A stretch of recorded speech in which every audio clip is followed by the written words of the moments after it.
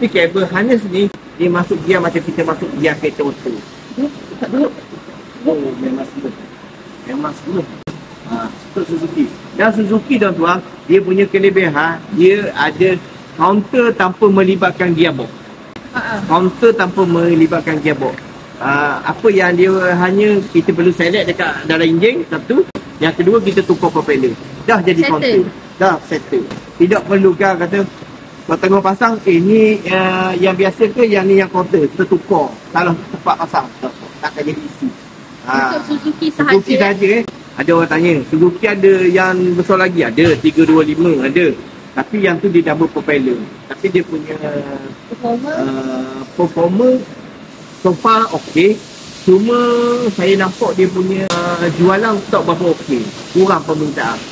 Bila kurang permintaan tu bermakna something wrong. Something wrong lah. Jika macam 250. 250 memang tinggi. Suzuki ni tuan. Suzuki. Saya bukan peminat Suzuki, sorry. Suzuki jangan marah saya. Saya bukan peminat Suzuki.